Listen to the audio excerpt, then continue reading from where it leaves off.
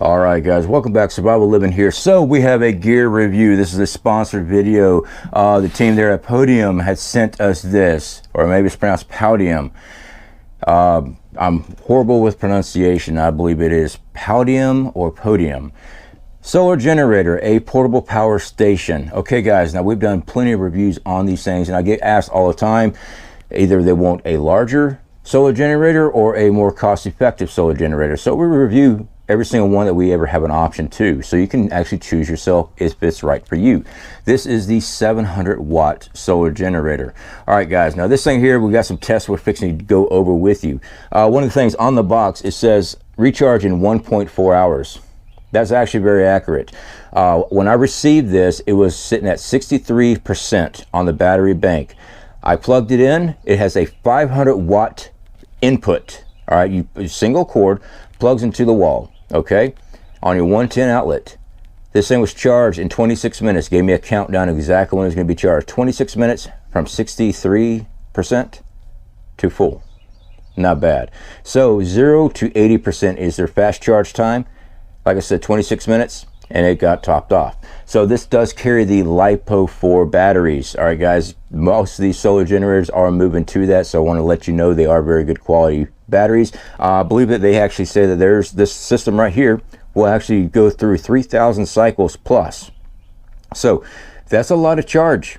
All right, that's a lot of recharging. Some of the solar generators I've reviewed, they don't have that longevity of life.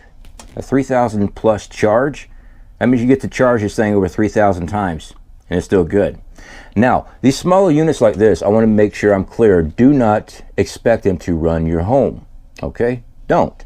These things are designed for specific needs. What I always tell every prepper, you need to get a kilowatt meter, test out, amp out everything that you want to use during a grid down situation. Either it be because of natural disaster or other things. Look at the events currently with the taking out of substations where people are going in the dark.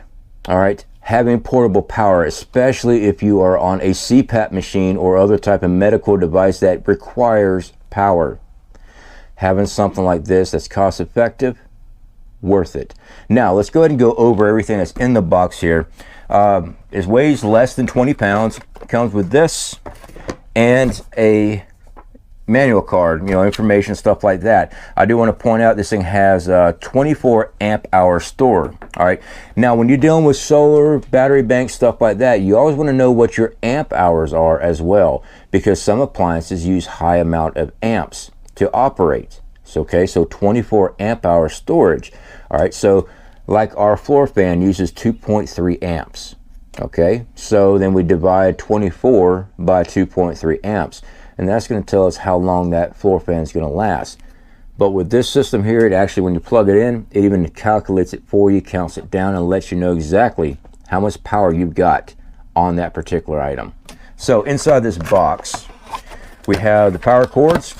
I've done a lot of reviews on many different ones, guys, and I really love having these power cords that don't come with a power brick. That's right.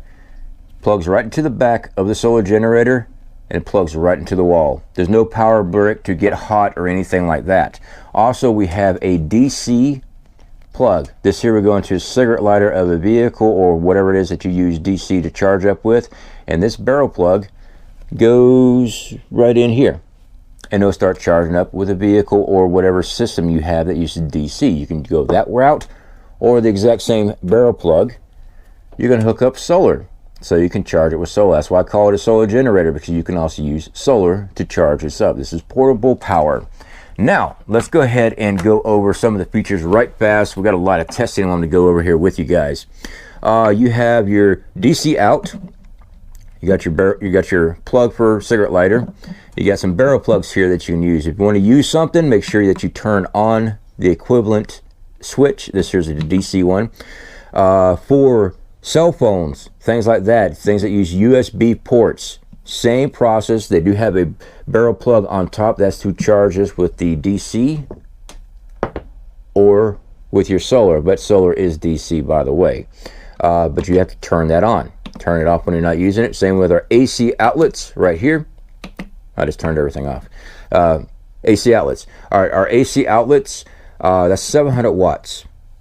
These things are rated for 700 watts, okay? So you have the availability to run power when you need it. Now, we also have a light. If you are sensitive to lights and stuff like that, strobe lights, things like that, guys, yeah, I'm just going to warn you right now. I'm going to turn this on. This way you can actually see. It gives you a lighting source, dim, and there is your strobe. Turn that back off. All right, currently, with nothing running and just the machine on, we have a total of 33 hours of runtime. Just sitting just like this, like it is. Now let's go ahead and get some tests done. Okay, so I opened up the refrigerator door and also the freezer section. Looks like we have 10 watts of power being used with the doors wide open. 25 hours runtime. Now I'm going to go back, shut it up. Usually this thing runs about 3 to 6 watts an hour with this mini fridge. So at 10 watts, 26 hours of power to a mini fridge in a power outage situation. That's freaking awesome. Now when it comes to power tools, obviously a 700 watt solar generator is not going to be pushing a circular saw, but in an emergency it will run a drill. You can always fasten plywood, things like that, onto the outside of your windows if the power's out and you got a storm coming and the power's already knocked out, or you got to remove stuff. Yeah, also we've got a drill bit on here and we got some wood, so let's go ahead and test this out.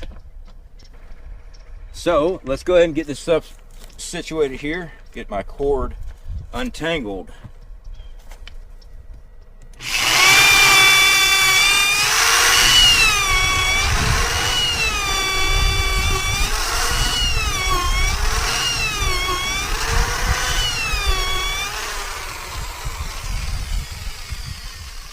All right, so I'm going to set this down on the ground so I can actually watch our power usage.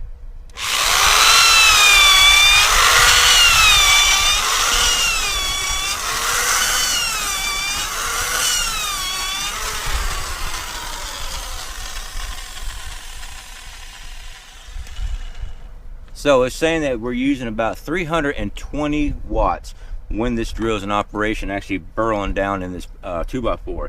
And it gave us an hour of run time, so an hour of non-stop drilling is what this solar generator was going to give us. A full hour of just non-stop, just constantly drilling. That's not bad. All right, this is a 700 watt system.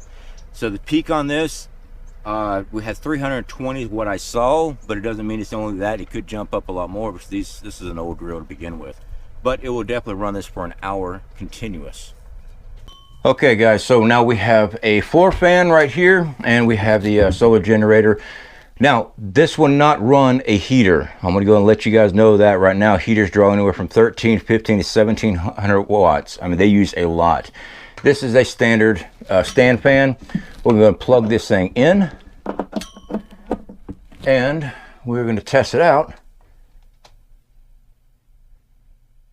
and see what we got here. I think this is on low,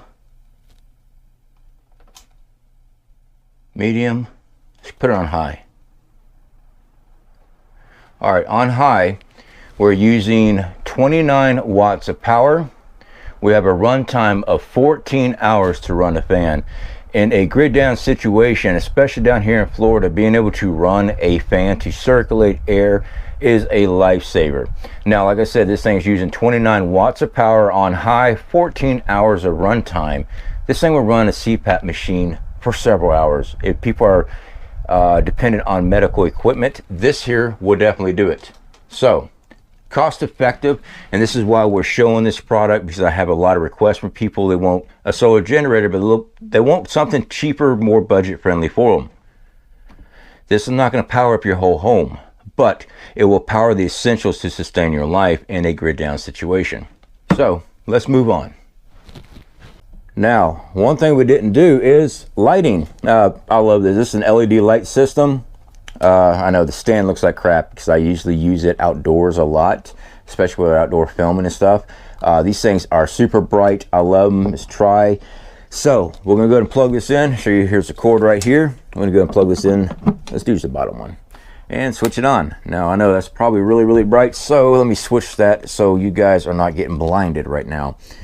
Currently, we are using 47 watts. That is a 60-watt system, all right?